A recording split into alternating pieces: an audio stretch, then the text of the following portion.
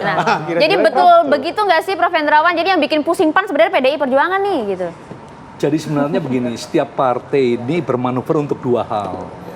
Yang pertama untuk meningkatkan posisi tawar, terus yang kedua melakukan positioning agar sahamnya naik. Ya.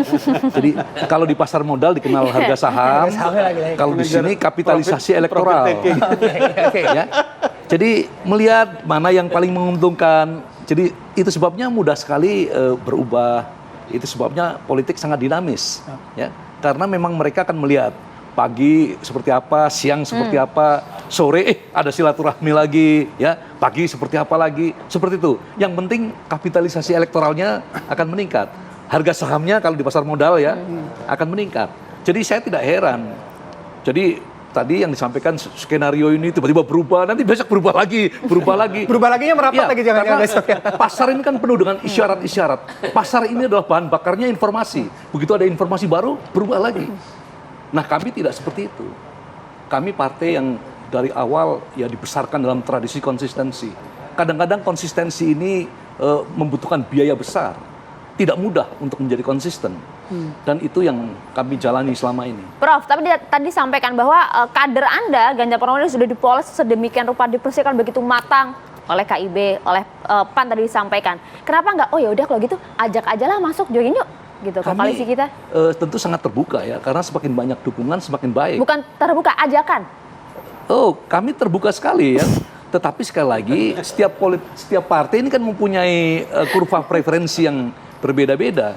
Itu sebabnya kalau tadi Ganjar sudah dipoles oleh KIB misalnya, loh, bagaimana memoles istri tetangga misalnya? Istighfar ya kan? Jadi realistis saja, karena politik ini penuh dengan apa istilahnya pencitraan, penuh dengan simbol-simbol yang kadang-kadang susah dipahami. Tetapi kalau kita back to the essence of politics, kembali ke esensi politics, kami tentu kader kami yang akan kami dorong, akan kami istilahnya kalau dia poles. Artinya partai-partai lain nggak punya kader yang kuat gitu?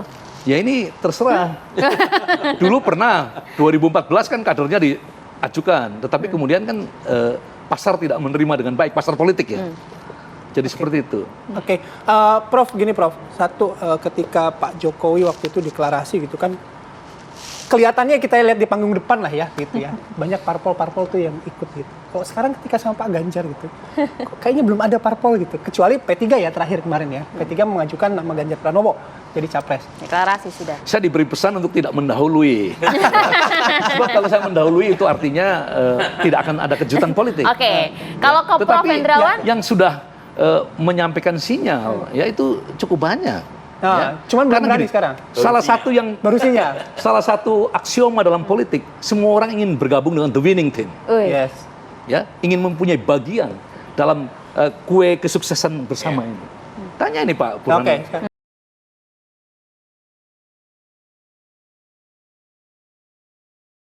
Mas, sinyal-sinyalnya kok bener nggak udah kuat kalau partai-partai lainnya, apalagi kalau partai saya ingin kan nggak bisa melanjutkan ngomong. Prof. Hendrawan tadi ya.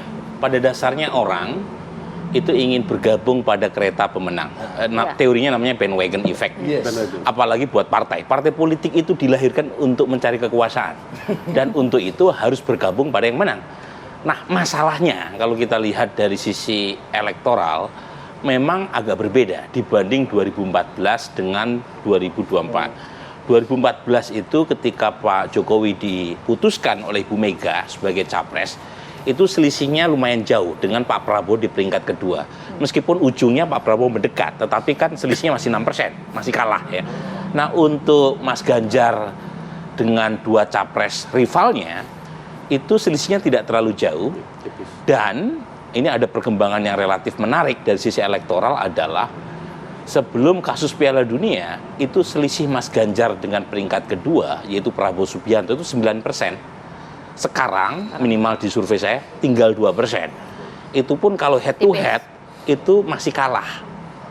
Jadi pendukung Anies kalau nggak masuk putaran kedua itu cenderung larinya ke Pak Prabowo. Memang belum jauh selisihnya head to head. Tetapi setidaknya elit politik memahami bukan hanya Mas Ganjar yang punya potensi menang. Nah itu saya kira salah satu yang menyebabkan Partai-partai juga kemudian wait and see kan, karena mereka lagi-lagi ikut rumusnya Prof. Hendrawan, ikut the winning team. Memang Mas Ganjar masih peringkat pertama, tetapi kalau tidak bisa membungkus dalam satu putaran, masuk di putaran kedua, nah di situ bahayanya. Kalau tidak bisa mengalahkan